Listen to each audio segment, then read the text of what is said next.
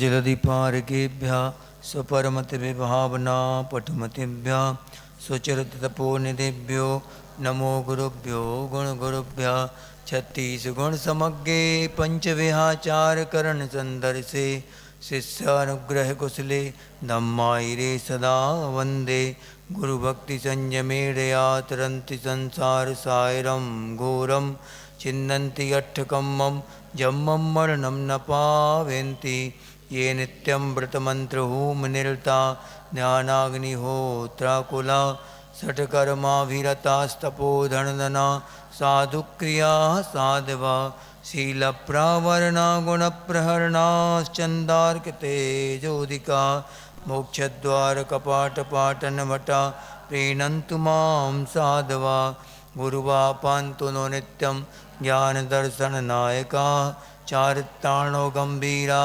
मोक्षमार्गोपदेशका इच्छामि वन्ते आरभत्ति कौसगो को तत्सालोचयुं सम्मनानि सम्मदनि सनि सम्मचरचित्ताणं पञ्चविहाचारणमायर्याणम् आयारादिसुदनानुवदेशनवज्जायाणं तीरनुगुणपाणयाणं सब्बसाहूलं सयानिच्चकालं अंचेमि पूजेमि वन्दामि नमंसामि दुःखको कम्मखो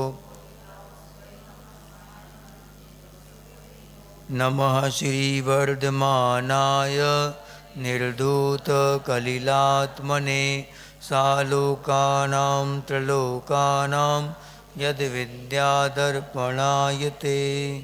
पढ़ो 101 से 120 तक।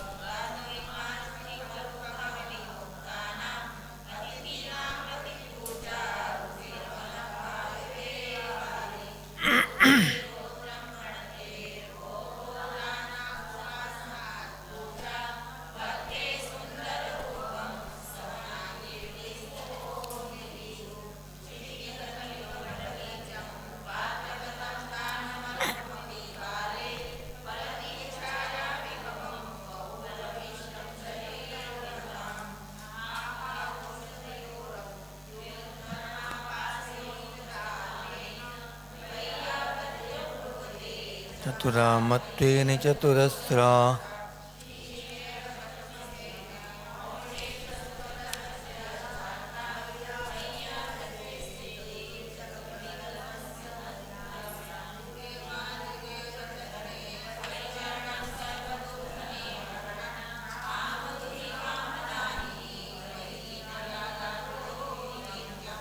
अरहत चरण सपरया महानुभावं महात्मनामभवत् बेका प्रमोद मत्ता कुसुमे नैकेन राजगृहे हरित प्रदान। हाँ बस बस बस। देवाजी देवी काजराट मूलनायक श्री शंभोनाथ भगवान की, आचार्य गुरुदेव श्री समंत भद्रदेव की, आचार्य भगवान श्री विद्यासागर जी महामुनि राज की, नवाचार्य श्री समय सागर जी महामुनि राज की, मुनिवर श्री 108 अजित सागर जी महाराज की।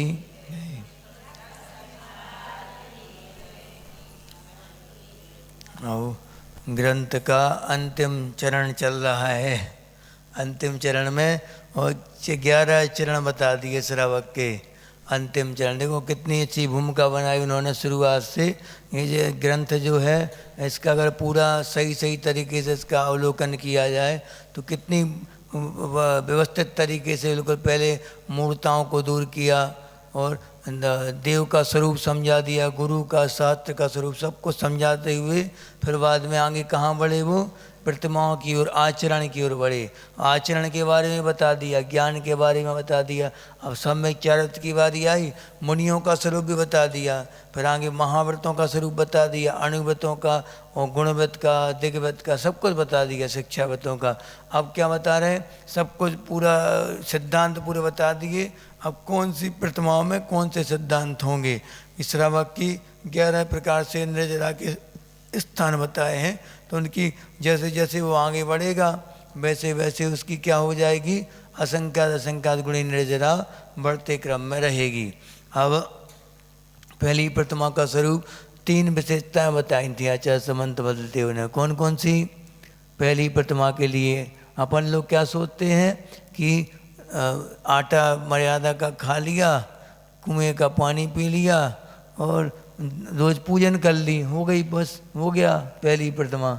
इतनी आसान नहीं है पहली प्रतिमा। सबसे पहले क्या बताया, सम्यक दर्शन शुद्धा, यानी निर्दोष सम्यक्त का धारी जो हो, सच्चे देवसार गुरु का स्वरूप जिसको मालूम हो। तुम बैठ जा। जैसे पूछा किसी से कि देव का स्वरूप क्या है तो क्या बताओगे? 6 ढाला की पंक्ति में, एक पंक्ति में तीनों का स्वरूप बता दिया, एक लाइन में बस अकेला है। कौन सा? नहीं, 2:18 नहीं, कैसा है वो, यहाँ आए तो था, महाराज जी ने बताया। 6 ढाला की पंक्ति में आता वो देवसात गुरु का स्वरूप एक ही पंक्ति बता दिया उनने। धर्म दया जुत सारो, कैसो है वो, कौन सी ढाल में? 4थी ढाल में है। गुरु परिग्रह विन है, धर्म दया जुत सारो। इसके पहले एक और है पंक्ति है, नहीं शुद्ध उपयोग नहीं। अभी देवसात गुरु 3री ढाल में होगा, शायद 3री ढाल में होगा। धर्म जया जुत सारू। अब ये ही मान समकित को कारण ऐसो कची आती, हम भूल गए वो का पंक्ति कहीं आया था वो। तो इसका मतलब क्या हुआ कि पहले अपन ने क्या किया, देवसात गुरु के प्रति श्रद्धा ऐसा हो कि पंच गुरु चरण शरण हो। दूसरी विशेषता क्या बता दी, पंच गुरुओं की चरण शरण को प्राप्त जो हो। ऐसी शरण नहीं, शरण अभी तक पूजा कर ली है, 1-2 घंटे पूजा कर ली और गुरुओं के पास बैठ लिया, थोड़ा 1-8 घंटा स्वाध्याय कर लिया और आहार दान आदि दे दिए, विहार करवा दिया उनका, बस ये शरण नहीं कहलाती। शरण यानी क्या कहलाता है कि फिर उसके अलावा हमें कुछ भी ना दिखे, मात्र देवसात गुरु का स्वरूप दिखे और उनकी बस उनकी चरण सन्निधि में उनके जैसे बनने के लिए हम पहुँचें, ये कहलाएगी शरण।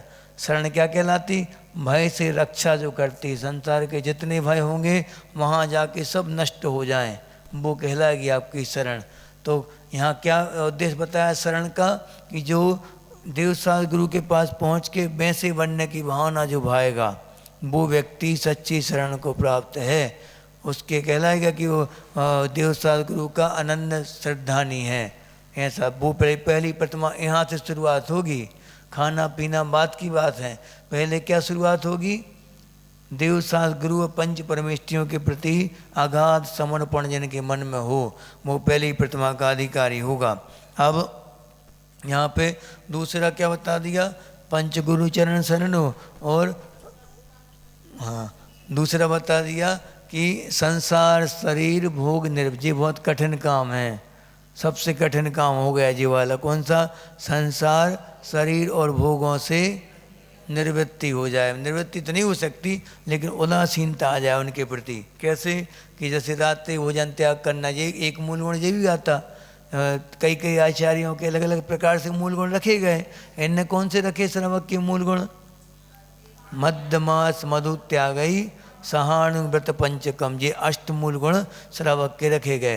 कहीं कहीं आता है पंच उदम्बर फल, और रात्रि भोजन त्याग, पानी छान के पीना और नित्य देव दर्शन, ये भी आता। कई प्रकार से बताया आचार्यों ने। सबका लक्ष्य क्या रहता है इनने, लेकिन बहुत बड़े दार्शनिक थे आचार्य समंत भद्र देव। उन्होंने 3-4 चीज़ें ऐसी विशेषता रखनी पहली प्रतिमा में, वहाँ बच ही नहीं सकते आप किसी से। जो कि संसार शरीर और भोगों से उदासीन हो जाएगा, जिसका मन लगेगा नहीं अपने आप वहाँ पे। फिर उसको क्या बताना पड़ेगा कि रात्रि भोजन नहीं करो तुम, मत कहना पड़ेगा उससे क्या कि जीव का घात होता है। वो जानता है ये बात कि वहाँ जीवों का घात होता है। रात्रि भोजन का अपन सबको मालूम है, खूब सुन चुके बातें, प्रवचन सुन चुके खूब कि रात्रि भोजन से कौन कौन से दोष होते। कौन से आगम में लिखा रात्रि भोजन त्याग? कहीं नहीं लिखा, बहुत कम ग्रंथों में आए रात्रि भोजन त्याग। क्या लिख दिया सूत्राचार्यों ने?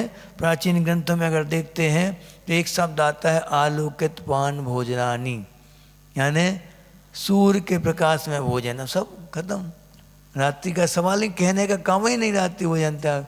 क्या लिख दिया? आलोकित पान। आलोक, आलोक क्या नहीं होता? सूर्य का प्रकाश, ट्यूबलाइट का नहीं, CFL का नहीं, हाँ मोबाइल वाला भी नहीं, मोमबत्ती वाला भी। वो कौन सा? मात्र सूर्य का प्रकाश। क्यों कहा गया? क्योंकि जैसे ही सूर्य का अस्त होता है उसी समय से असंख्यात गुणी जीवों की उत्पत्ति वातावरण में शुरू हो जाती है अपने आप। आप स्वयं टेस्ट करके देख लेना, कभी साइंटिस्टों से पूछ लेना। विश्वास नहीं होता महाराज जी का तो, शास्त्रों का नहीं होता तो पूछ लो उसमें लिखा है, डॉक्टर तक लिखने लगे पर्ची में रात्रि भोजन का त्याग। अब कई लोग इस कारण प्रतिमा नहीं ले पा रहे कि 4 प्रकार के आहारों का त्याग हो जाएगा महाराज जी रात्रि में, फिर दवाई कैसे लेंगे? उनको चिंता क्यों कर रहे दवाई की फिर? जबकि आयुर्वेद कहता है कि जितना आप भोजन पर नहीं, मुनि महाराज जी लोग देखना, आप लंबी लंबी बीमारी भी हो तब भी एकदम से ढेर नहीं हो जाते आप लोगों जैसे कि बेड पे आ जाए सीधे। हाँ वो सब कुछ करते रहते आवश्यक अपने। क्यों? क्योंकि भोजन का नियंत्रण है। जितना अंदर जाएगा उतना ही मचाएगा, वो उतना ही विकार पैदा करेगा, ये पक्की बात है। और जितना उसको कम से कम दोगे बीमारियों के समय, उतना ही जल्दी कंट्रोल में आ जाएगा वो।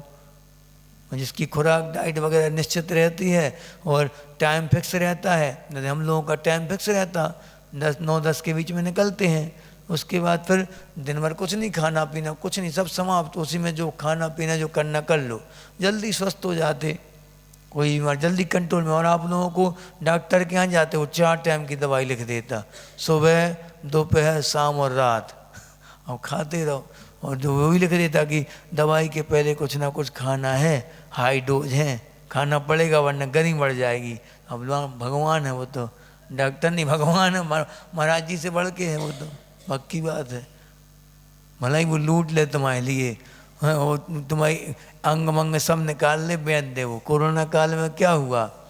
शुरुआत में डॉक्टर भगवान का रूप लग रहे, सबके लिए लग रहे थे, बाद में क्या किया उन लोगों ने? देखो कितना भीषण वो हुआ था खुलासा एक, कि छोटे छोटे बच्चों के भी कोरोना के बहाने उनको भर्ती कर लिया, उनके अंगोपांग सब निकाल लिए जीते जी, और मारने के बाद जल्दी मर गए, तुरंत बिल्कुल उनके पूरे पार्ट निकाल दिए और सिलसिलों के वो पैक कर दिया उसमें कि देखना नहीं इसको, कोरोना संक्रमित है ये बॉडी।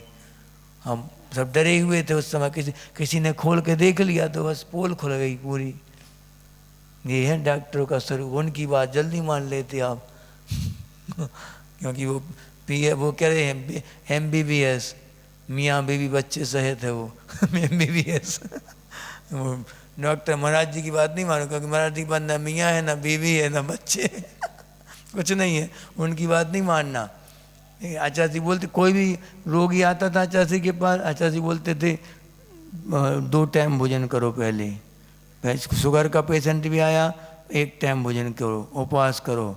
उपवास करोगे अपने आप कंट्रोल में। सब बीमारियों का एक इलाज है उपवास, सबसे बड़ा वो है जी चिकित्सा।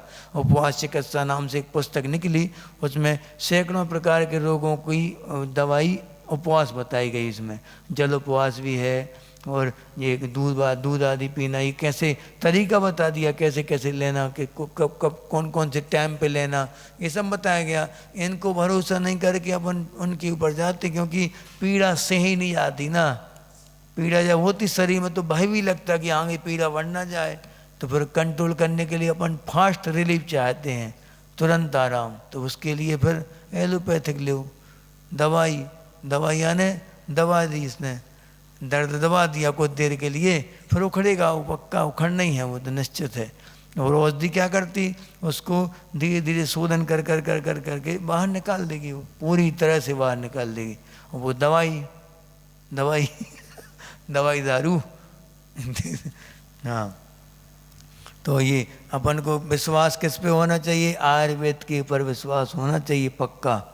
जब जाके आपकी प्रतिमाएं आगे निर्दोष पलेंगी। नहीं तो आप छोटी छोटी बातों में और दवाई गोली मारोगे तो फिर क्या होगा, गोली लगेगी फिर सीधी। इसलिए क्या बता दिया इन्होंने कि कैसे अपनी प्रतिमा का, पहली प्रतिमा का स्वरूप, संसार का स्वरूप पहले निश्चित कर लो। अगर आपको रुचि है संसार में तो फिर प्रतिमा की भूमिका बन ही नहीं सकती, क्योंकि अंदर आसक्ति बैठी है। आप कितने नियम व्रतों का पालन कर लो, वो नियम टूट जाएंगे पक्का, क्योंकि अंदर अब यह आसक्ति बैठी हुई है। और आसक्ति कम होती जाएगी, अपने आप सब चीज़ें छूटती जाएंगी। आलू प्याज ये सब चीज़ें छोड़नी नहीं पड़ती, अपने आप छूटती जाती स्वयं।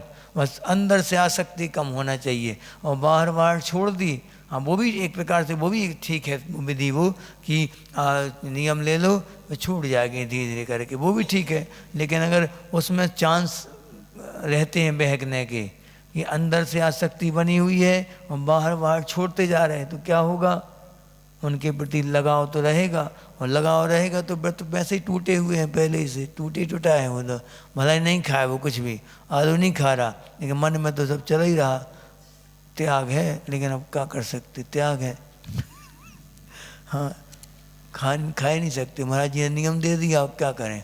अब फंस गया, लेकिन वो बड़ी मुश्किल, जैसे व्रतों के 10 दिन करते ना उपवास, अब खाना नहीं है कुछ, क्या भूख लगी बहुत तेज, खा ही नहीं सकते, 10 उपवास हैं अंदर आसक्ति जो के त्यों है। 10वें दिन का इंतजार कर रहा हूँ, 11वें दिन का इंतजार। होटल का बुकिंग कर लेते कई लोग कि हमारे लिए पहले बना के रख देना एक घना समोसों का हाँ, जो भी जो पसंद है रख देना बना के, ऑर्डर बुक। पहले शाम को बिल्कुल जैसे ही 6 बजे हम दर्शन करके आएंगे, तुरंत घर में बिल्कुल दुकान पे तैयार मिलनी चाहिए, खटाई डाल के बढ़िया दही खटाई डाल के, बस सीधा इंतजार रहता उसके आने बस का, रेडी टू ईट पूरा गप ऐसे रहते। ये संकल्प बहुत जल्दी टूटते, अगर अंदर से आसक्ति कम नहीं हुई तो संकल्प बहुत जल्दी हिल जाते, टूट जाते। अब क्या करना अपन को, इसमें अपन के ये भूमिका बनाना है कि अपन संसार के स्वरूप को समझे, शरीर संसार का स्वरूप क्या है और भोगों की तासीर क्या है। अगर ये नहीं समझेंगे अपन तो देखो, भोग आवश्यक तो है शरीर के लिए, हम मान रहे कि जैसे मान लो भोजन है, भोजन आप शरीर को नहीं दोगे तो आवश्यक नहीं कर पाओगे, लेकिन उतना ही भोजन दो जितना हमारे आराम से आवश्यक पड़ जाए। हम पुष्ट करने के लिए शरीर को दें तो वो ठीक नहीं, पहलवान बनना क्या, कुश्ती लड़ना क्या कहीं जाके। हाँ, तुम सेना में हो तो बात अलग है, सेना में हो या घर के बहुत सारे काम करने पड़ते हो, एक ही बहू अकेली है, बहुत बड़ा घर है, नौकर चाकर लगे नहीं है, खुद को करना पूरा, तो फिर खाओ पियो अच्छे से खाओ। हम लोगों को बताया चाची ने, मूलाचार में उस पर लिखा कि जिसकी जठराग्नि तीव्र है और आवश्यक खड़े होकर सामायिक करना, मान लो 3-3 टाइम की 2.5-2.5 घंटे की करना, प्रतिक्रमण करना और प्रवचन करना, विहार करना लंबे लंबे, तो क्या करेगा वो? दाल रोटी में हो जाएगा काम, बिना घी की, कड़ी कड़ी खाटू में हो जाएगा काम? नहीं, लूसा खाटू में काम नहीं होगा, उसको अच्छी डाइट चाहिए, फिर रबड़ी अबड़ी लड्डू पेड़ा सब चाहिए, खीर वगैरह मालपुआ, हाँ, जब जाके वो सब चीज़ें होंगी, ये सब चीज़ें, और इनके बिना भी काम बन रहा हो और सब कुछ निर्दोष अपना पल रहा हो तो पालो, कौन ने मना किया? हम लोगों को तो कारण बता दिए कि ये 6 कारण अगर हैं आपके पास तो आहार को निकलिए, इनके बिना बिना आहार किए जो 6 आवश्यक निर्दोष पालन हो रहे हैं हमारी 6 कर्तव्य, तो वो भी कर सकते, उपास कर लो फिर, वैयावर्ती के लिए, संयम की रक्षा के लिए और स्वाध्याय के लिए, स्वपर कल्याण के लिए, दूसरों का भी अपना भी, जीवों की रक्षा के लिए। कैसे जीवों की रक्षा? ये अब पेट में नहीं है कुछ, दुनिया दिख रही तुच्छ तो अब हिम्मत ही नहीं है चलने की, यहाँ पैर रख रहा है, यहाँ पैर जा रहा हो, उपवास है, तो क्या होगा? कितने जीवों का घात होगा। हिम्मत ही नहीं है, मैंने ही पीछे लगाए, लुढ़क गए, सीधे आड़े हो गए, ये क्या कितने जीवों का घात होगा? वहाँ इसलिए खा लो भैया थोड़ा सा, हाँ, डले हैं मंदिर में, उपवास है क्योंकि 10 उपवास हैं हम डले हैं घर में, पंखा चल रहा है, AC कूलर सब चल रहा है, तो और तेज करो, और तेज करो ये सब क्या है? अब अतिचार अनाचार लगा के व्रत पालन कर रहे थे, ऐसे उपवास क्या काम के? नहीं करो, खा लो थोड़ा, एक टाइम भोजन कर लो, हाँ, एक आहार को पास कर लो, कौन ने मना किया? जितनी शक्ति उतनी भक्ति करो, कीजिए शक्ति प्रमाण, शक्ति बिना श्रद्धा धरें, धान श्रद्धावान अजर अमर पद भोग में। ये है सूत्र कि शक्ति के प्रमाण कीजिए, जितनी तुम्हारी शक्ति उतनी करो, भक्ति या तप जो भी करना हो, और शक्ति बिना श्रद्धा रखें। अगर श्रद्धा नहीं है, वो शक्ति नहीं है तो क्या करो? श्रद्धा रखो, तप करने की भावना तो रखो कम से कम। और धान श्रद्धा, श्रद्धावान ही अजर अमर पद को पाता है। श्रद्धा के साथ किया गया तप अजर अमर पद को देने वाला है। श्रद्धा पहले होनी चाहिए। तुम लोगों को भी जब आहार देते समय 7 गुण बताए थे ना, दाता के 7 गुण कौन कौन से थे? श्रद्धा सबसे पहले रखी गई इसमें। पात्र के प्रति श्रद्धान तो हो पहले, उसके बाद तो आगे की विधि होगी पूरी। हाँ, तो बता दिया कि रात में भोजन करूं, मतलब पाठ तो करूंगा, रात में भोजन नहीं करूंगा, नहीं करूंगा, करते जा रहे। अपन ने सब कुछ समझ लिया, रात्रि भोजन के दोष समझ लिए, आलोकित पान भोजन के गुण समझ लिए कि दिन के प्रकाश में। और मान लो कोई व्यक्ति कहे कि हम रात्रि भोजन का त्याग है और लाइट में खा रहा है, हम लोग क्यों लौट जाते चौकों से कई बार? क्योंकि हमारे मूल गुण में आता है अहिंसा, अणुव्रत, अहिंसा महाव्रत की 5 भावनाएं जो दी हैं उसमें दिया है, वांग मनोगुप्तेरिया, दान निक्षेपण समित्या आलोकित पान भोजनानी पंच, आलोकित पान भोजनानी, ये दिया अहिंसा व्रत की महाव्रत की भावना में। यानी कि जहाँ सूर्य का प्रकाश संभव नहीं है, जहाँ रसोई भी नहीं बनाएगी सूर्य के प्रकाश से, वहाँ जाना नहीं। दिख रहा है इतना अंधेरा है, 10 बजे इतना अंधेरा है, तो फिर जब आप उठे होगे सुबह 6 बजे कितना अंधेरा होगा सोचो। क्यों जाना ऐसे चौकों में? आजकल 6:15 पे दिन निकलने लगा, अब 6:15 पे चलने लायक उजाला हो पाता है, 6:20 पे हम लोग जंगल जाते जब। आप सोचो कितना, आप लोग कितने बजे से उठ के बनाते हो भोजन चौकों में? हैं 5 बजे मंदिर जाते हो? हाँ ठीक। यहाँ के लोग तो बहुत गजब के हैं यहाँ के लोग। ऐसा लगता है कि कहाँ आ गए हम, कहाँ सुधारे इनको। क्लास पढ़ाने का मन नहीं होता है कभी कभी पहले सब कुछ क्रिया करते हैं, सब शुद्धि पूर्वक करते हैं, तो क्या पढ़ा इनको? शराब का चार। बताओ कैसे अच्छे लोग हैं यहाँ के। चलो भगवान ऐसी अच्छाई बनी रहे, मतलब एक ट्रेडमार्क लग जाए अच्छाई पे, बस ट्रेडमार्क। कैसा नहीं समझे? ट्रेडमार्क समझ गए? समझदार तो बहुत हाँ। अब संसार शरीर भोग से निर्वृत्ति होना, कि भोगों की तासीर अपन देख ली, जितना जितना अपन खाएंगे पिएंगे उतने उतने वो तृष्णा जो है तृप्त नहीं होना। हम लोगों को भी इच्छा होती भोजन की, आहार संज्ञा दोनों की है, मुनि महाराज जी की भी है, श्रावक की भी आहार संज्ञा है। आहार संज्ञा माने इच्छा, आहार की इच्छा दोनों की होती जब तो वो निकलते आहार के लिए मुनि महाराज जी। लेकिन उसमें क्या मान लिया, नियम मान लिया कि इस विधि से निकलेंगे, एक बादाम एक कलश, दो कलश, एक गली, दो गली, गलियों की विधि भी हो सकती है, इतनी गली में जाएंगे, इतनी गली में चौका नहीं मिला तो वापस आ जाएंगे। हाँ, पात्र की विधि मान ली कि कितने लोग खड़े होंगे चौके में, वहाँ पड़गान में जाएंगे, ऐसी विधि रहती। ये जी पात्र की विधि भी होती कि आज चांदी के गिलास में आहार लेंगे, सोने के गिलास में लेंगे, नहीं मिले इसलिए ले रहे हैं, ऐसा नहीं। महाराज जी को कितने ठाठ सूझ रहा है महाराज जी के लिए, सब छोड़ दिया, और कितना लालच है महाराज जी के मन में, सोने चांदी की रट लगाए वो तो नहीं, इसलिए ली कि विधि मिले ना, मिल गई तो क्या काम की, फिर खाने के लिए थोड़ी नहीं, एक पुण्य की परीक्षा करने के लिए निकले हैं वो आज मैदान में कि देखें हमारे पुण्य में आज है खाने की नहीं।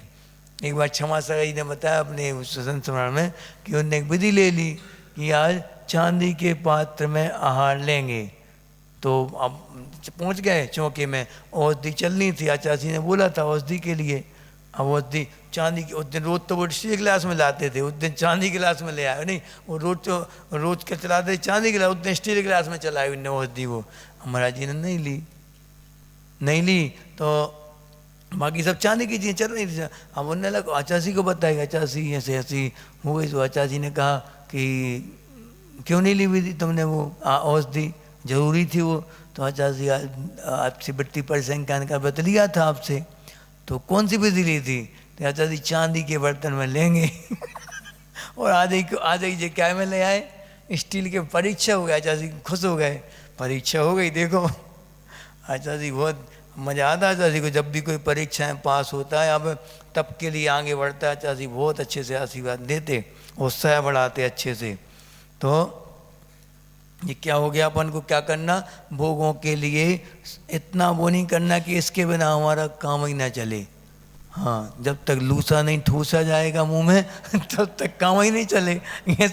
ऐसी आसक्ति नहीं होनी चाहिए अपनी बस भोगों के प्रति। मतलब ये कहने का तुम सब खाओ, मना नहीं कर रहे आपको, सब कुछ खाओ अब, लेकिन व्यवस्थित तरीके से कि हमारे शरीर को जो सूटेबल हो, हमारी साधना को बढ़ाने वाला जो हो, मन की एकाग्रता को बढ़ाने वाला हो। क्योंकि हमने अब समझ लिया संसार का स्वरूप, तो हम अब किस में मन लगाएंगे, मनोरंजन में, टीवी में, बीवी में, हम मन काय में लगाएंगे, संसार से जो पार कराने वाली चीज़ें उनमें मन लगना चाहिए। और उनमें मन कब लगेगा, जब आप हल्का फुल्का खाएंगे, इंद्रियां आपके नियंत्रण में रहेंगी। आप अगर उल्टा सीधा खाओगे, गरिष्ठ चीज़ें खाओगे, जो पचने में टाइम लगेगा, इंद्रियां अपनी कंट्रोल में नहीं रहेंगी, उत्तेजित रहेंगी इंद्रियां हमेशा। और उत्तेजित इंद्रिय वाला कभी ध्यान कर ही नहीं सकता, नियम है ये। क्योंकि ध्यान का विषय क्या है, मन को अगर आप नियंत्रण में नहीं रख रहे, आसन को आप, और ये भी बात पक्की है कि जिनकी इंद्रियां कंट्रोल में नहीं है उनके आसन भी कंट्रोल में रह नहीं सकते, उसकी सहनशीलता भी बहुत कमज़ोर होगी। पहलवान भला ही होगा, बड़ा बड़ा वो मोटा ताज़ा सब कुछ होगा, लेकिन उसके अपने शरीर पर, मन वचन काय पर नियंत्रण नहीं हो सकता उसका कभी। उसके लिए क्या, बिल्कुल संतुलित आहार, शुद्ध हल्के फुल्के आहार लो, जो आसानी से पच जाए रात में, और सुबह आराम से अपना पेट साफ हो जाए, अपनी दैनिक क्रियाओं में लग जाए। जितना पेट साफ होने के बाद कितना हल्कापन लगता अपन को, देखो दिन भर कितना बढ़िया निकलता प्रसन्नता से। जिस दिन अच्छा पेट साफ रहता है बिल्कुल हल्का हल्का लगता, और एक आध दो दिन दिक्कत जाएगी तो हल्का खाने में, फिर जब आदत पड़ जाएगी शरीर को। जैसे एक महाराज जी हैं निसर्ग सागर जी, तो जब उनकी दीक्षा के पहले उन्होंने आचार्य के प्रवचन सुने, उसमें आचार्य ने बोला कि कम से कम 32 गिलास तो खाने ही पड़ेंगे मोक्ष मार्ग में आने के लिए। तो उनने अपनी डाइट, पहले 5-6 रोटी खाते थे, 5 एक रोटी, तो क्या किया उनने, बढ़ाते डाइट को 36 गिलास तक ले गए वो, 36। अब जैसे ही 36 गिलास पूरे खाते थे, सबसे लास्ट में आहार करके आते थे वो। हाँ, आए अब आहार करके उनकी, लेकिन इतनी गजब की दृढ़ता, इतनी उदासीनता संसार शरीर भोगों से, कि उन्होंने क्या किया कि पहुँचे गुरु जी के पास एक बार, 1-2 साल बाद, दीक्षा के 1-2 साल बाद पहुँचे। बोला आचार्य श्री 36 ग्रास लेते हम आहार में, कम तो नहीं? अरे कम बहुत ज़्यादा है। वो आचार्य जी की समय धारणा बदल गई थी वो वाली, आचार्य जी ने बहुत ज़्यादा है। तो उन्होंने कहा आचार्य जी जैसा हम बोलें कि ज़्यादा से ज़्यादा 24, 25, 28 मान लो, इससे ज़्यादा नहीं, ठीक है। बस उनके बाद उनने फिर निरंतर उनने, जबकि 36 की भूख थी उनके पास, तो कितने खा के आते थे वो गिनती के 24 या उसमें भी कम 20। और इनका नियम था कैसा कि जैसे आचार्य जी का नियम था ना, एक चौके का नियम, एक चौके से ज़्यादा कहीं नहीं, और अलाप कर लेंगे सीधा, लौटेंगे नहीं चौके से ये। तो उनने क्या किया, उनने भी नियम ले लिया कि एक चौके का, अगर वहाँ से लौटे तो ऊन उधर करेंगे, दूसरे चौके में गए तो ऊन उधर करेंगे, और दूसरे चौके से लौटे तो फिर अलाप कर लेंगे, ऐसा है उनका। तो फिर जब भी अधिकांश उनके ऊन उधर ही हो जाते थे, जब देखो जब मौत, क्योंकि चीटी आ जाती तो आ जाती वो तो। हाँ, जल सहित 24 क्या, अच्छा सही, 24 से लेते, क्योंकि ये अच्छा ही बता दी, 8 शुरू में लेते थे जल वो, 8 शुरुआत में, फिर उसके बाद 8 गिलास, फिर 8 जल, फिर 8 गिलास, फिर 8 जल, ऐसा करते थे वो। तो करीब करीब उनके 24 गिलास होते थे आचार्य जी के। बाद में धीरे धीरे लास्ट में बिल्कुल कम कर दिए थे आचार्य जी ने, तो हमारे समय में बहुत कम हो गए थे उनके आहार, दांतों पर जोर पड़ता था ना, तो आचार्य जी बिल्कुल कम लेते थे धीरे धीरे करके। हाँ, अब देखो क्या हो गया, तो अधिक से अधिक अपना समय किस में निकालना, संसार शरीर भोगों से जो उदासीन हो जाता है वो व्यक्ति कभी भी संसार बढ़ाने वाली क्रियाओं को नहीं करेगा। उसके लिए सामायिक ध्यान आदि, माला आदि में पूजन आदि अपना पूरा समय निकालेगा।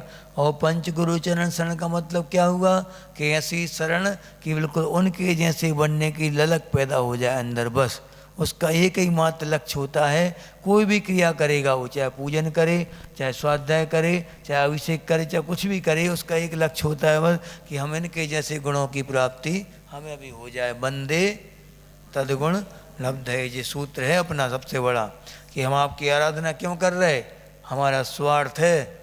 क्या स्वार्थ है, हम भगवान हमें कुछ नहीं चाहिए, हमें आपके जैसा बनना बस। अरे कैसा आदमी है, अपन क्या कहते हैं अपन लोग यहाँ पे कि उसको नौकरी पर नहीं रखना जैन लोगों को, क्योंकि वो हमारे जैसा बन जाएगा भाई। वो बढ़िया होशियार होते हैं, बढ़िया के बच्चे सीख जाते जल्दी, वो वही काम सीख के खुद का खोल लेते वो, तो वो हमसे बड़ा बन गया। तो जबकि भगवान क्या कह रहे हैं, तो हमारे पास आओ, तो गुरु क्या बोल रहे हैं, आओ हमारे पास और हमारे जैसे तुम भी बन जाओ करोड़पति।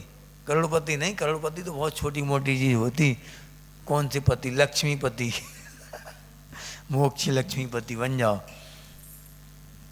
हाँ, अब देखो आसक्ति जो बता दिया। अब इसके बाद सब आचार्यों ने अलग अलग प्रकार से उसका वर्णन किया है। तो इसमें अब तीन विशेषताओं में सब कुछ आ गया। कौन कौन सी 3 विशेषता बता दी, पंच गुरु चरण शरणो, और सम्यक दर्शन शुद्धा, और संसार शरीर भोग निर्विण्ण। इन तीनों में सब कुछ आ गया, पूरी चीज़ें आ गई। आप इसमें से कुछ भी मैंने चाहो तो वो, जैसे मान लो संसार शरीर भोगों से जो निवृत्त होगा व्यक्ति, वो दूसरे जीवों को कष्ट देगा क्या, अपना जीवन चलाने के लिए, दूसरे अपने सुख के लिए दूसरों को दुखी करेगा क्या, नहीं करेगा। तो उसकी क्रिया अपने आप व्यवस्थित होती जाएंगी। ऐसे पानी का उपयोग नहीं करेगा जिनमें छानने की व्यवस्था ही नहीं है। अब जैसे जेट चलता, जेट का पानी आता तो पूरा का पूरा पानी वो मैस होके आता है, पूरा बिल्कुल नष्ट हो जाते पूरे जीव, तरस जीव, तो क्या बचा वहाँ, ये कहलाता। अब इसलिए इनकी दया तो पालेगा कम से कम वो, इतना तो इसके लिए कुएं के पानी की ओर जाएगा जहाँ पे संभव है। और नहीं पहली प्रतिमा उसका अभ्यास है, दूसरी प्रतिमा का अभ्यास करेगा पहली प्रतिमा वाला, ऐसा होगा। ठीक है,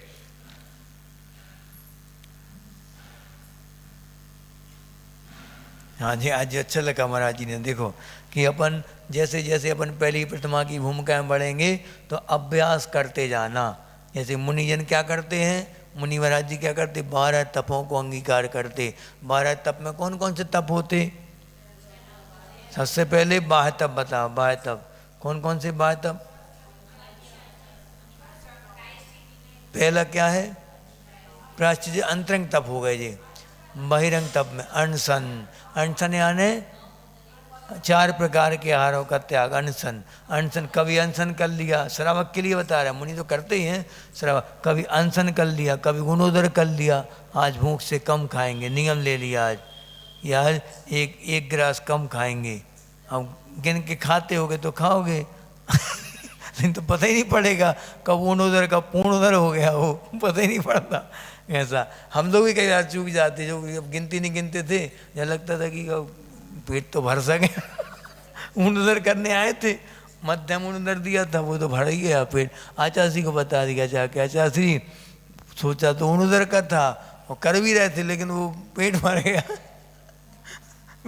आचार्य बोलते, इसलिए बोलते कि लिमिट मालूम होनी चाहिए अपन को कितना लेते हैं अपन, ऊर्ध्वर में दिक्कत नहीं आती उससे। अनशन होमोदर वृत्ति परिसंख्या, यानी कि आज बहू बुलाएगी तभी खाने बैठेंगे, ये मम्मी बुलाएंगी सासू माँ तभी खाने बैठेंगे, नहीं तो नहीं बैठेंगे हाँ नियम है, आज जितने आइटम परोसे जाएंगे उतने ही खाएंगे, बस दोबारा नहीं परसवाएंगे। और इशारा भी नहीं करेंगे कि पूरा परस दो, पूरा परस दो बताएंगे भी नहीं नियम दूसरों के लिए, तो वो परस देगा पूरी थाली भर के नियम होता ये। अब इसके बाद रस परित्याग, आज हम नमक नहीं लेंगे, आज मीठा नहीं लेंगे, आज दही का त्याग, आज तेल का त्याग, आज इसका क्या कह रहे गुड़ का त्याग, घी का त्याग, ऐसा हो सकते कोई ना कोई त्याग कर दो रस का। फिर रस पर विवेक संयसन, आज हम चिताई पे सोएंगे, आज लकड़ी के पाटे पे सोएंगे, हाँ जमीन में सोएंगे चिताई बिछा के, ये क्या हो गया? विविक्त संयसन। या फिर आज रात पूरी रात ऐसे ही बैठेंगे, माला फेरेंगे, बस यहाँ पर ध्यान करेंगे पंच परमेष्टि का, ये भी विवेक संयसन कहलाता। एकांत स्थान में बैठ जाना। और काय क्लेश, अब जब तक हमारी 5 मालाएं नहीं होंगी तब तक हिलेंगे नहीं, हिलेंगे डुलेंगे सब कुछ बंद। हिला हलन को तू मच्छर काटे, सांप काटे, बिच्छू काटे, गर्दन काटे कोई, तब भी हम हिलेंगे नहीं यहाँ से। ये क्या कहलाया? काय क्लेश तप हो गया। करा करो, अभ्यास किया करो, 12 प्रकार के तप हैं। प्रायश्चित लेंगे आज हम गुरु से जाके, विनय विनय रखेंगे आज सबके प्रति विनय, छोटों के प्रति भी बड़ों के प्रति विनय रखेंगे पूरी। फिर प्रायश्चित विनय वैयावत्ती करेंगे आज हम, साधर्मी की करेंगे, मुनि महाराज जी की वैयावत्ती करेंगे, हाथ पाँव दबाएंगे नहीं, एक गिलास उनके हाथ में देंगे, उनके आहार में अनुकूलता बनाएंगे महाराज जी की। भीड़ है तो भीड़ कम कर देंगे, हवा के लिए स्थान कर देंगे, थोड़ी हवा कर देंगे, महाराज जी ने मना नहीं किया तो। हाँ बच्चों को समझा देंगे कि ऐसा ऐसा चलाओ, ऐसा चलाओ, अच्छा जी तो भैया बढ़ती है, अनुकूलता बन जाए महाराज जी की। थोड़ा गंभीर माहौल है, अच्छे से महाराज जी को खब नहीं रहा, थोड़ा हंसवा दिया, 1-2 बार हंसेंगे तो पेट में जगह बन जाएगी, गैसेस फंसी होगी वो निकल जाएगी, आहार हो जाएंगे अच्छे से। देखो यही तो अनुकूलता बनाना है उनकी, ऐसा करेंगे यार। ये तप कहलाते हैं 12 अंतरंग तप है ये, अंतरंग तप। प्रायश्चित वैयावृत्त स्वाध्याय, स्वाध्याय ने जो भी हमने पढ़ा है उसका चिंतन करेंगे और पूछेंगे गुरुओं से विनय के साथ, उनकी तरी लेने के लिए नहीं कि महाराज जी को कितना ज्ञान देखें तो हाँ जानते हैं कि नहीं जानते कि ऐसे मुनि महाराज जी बन गए जी, इसलिए नहीं, हम अपने शंका का निवारण करने के लिए बहुत विनय के साथ गुरुओं के पास और मधुर शब्दों में अपनी शंका को रखना बिना किसी उत्तेजना के, वो कहलाएगा प्रक्षना। ठीक है, वाचना यानी जो आचार्यों के लिखे ग्रंथ हैं अनुवादी का सहित, तो स्वाध्याय वो उसमें आता है अंतरंग तप में। लेकिन जे वाला स्वाध्याय नहीं कि दिन भर पढ़ रहे हैं बस, परम तप है महाराज जी स्वाध्याय परम तपा, हम तो स्वाध्याय करेंगे, काहे की आवश्यक नहीं। स्वाध्याय हम लोगों के लिए स्वाध्याय आवश्यक में कहीं नहीं आता, मुनि महाराज के लिए कहीं भी नहीं आता। क्यों? क्योंकि अब जो पढ़ा है वही तो फॉलो कर रहे हैं आप, तो सीधा सीधा फॉलो करो, सबसे बड़ा ध्यान माना जाता।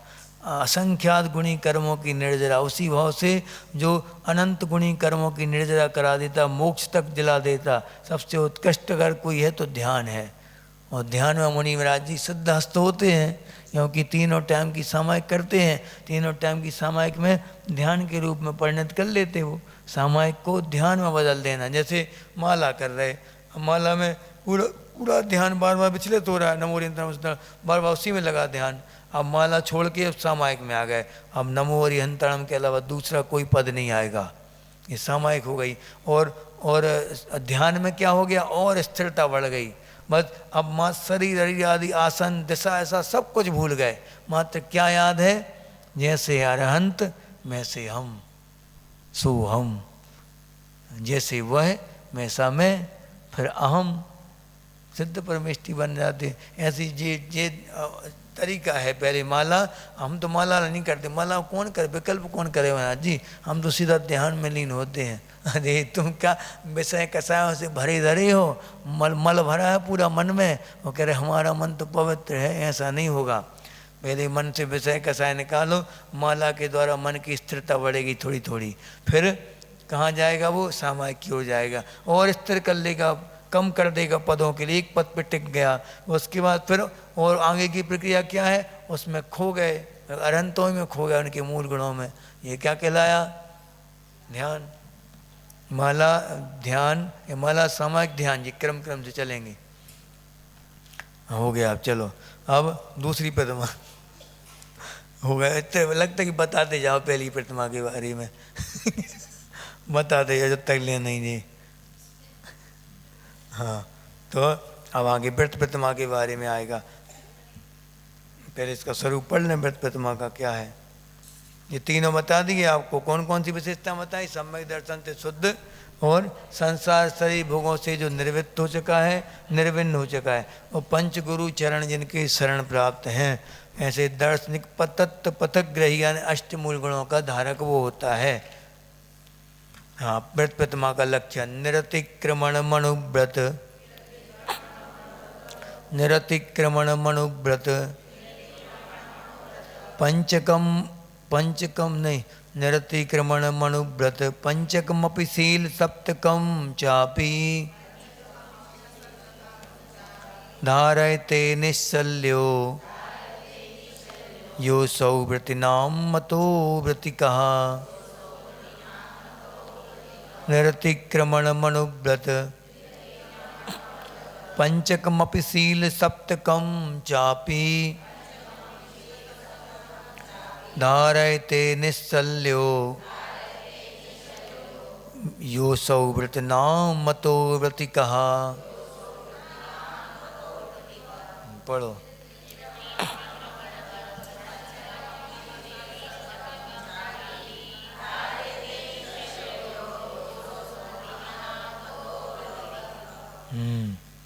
यह माने जो निश्चल्या यानी शल्य से रहित होता हुआ, कौन, श्रावक शल्य से रहित। अब देखो कोई शल्य नहीं होनी चाहिए। शल्य कितनी होती, 3 शल्य होती हैं, माया मिथ्यात निधान, निदान निदान, ठीक है, माया मिथ्या और निदान, ये 3 शल्य हैं। माया शल्य किसे कहते, अंदर अंदर जो चुपती रहे, कि जो शल्य किसे कहते, पहले ये देखो, जैसे कांटा चुभ जाता ना, कांटा अंदर टूट जाए मान लो, तो अपन जितने कदम चलेंगे उतनी बार वो चुभता रहेगा, बार बार अपना एहसास कराता रहेगा, उसे कहेंगे शल्य।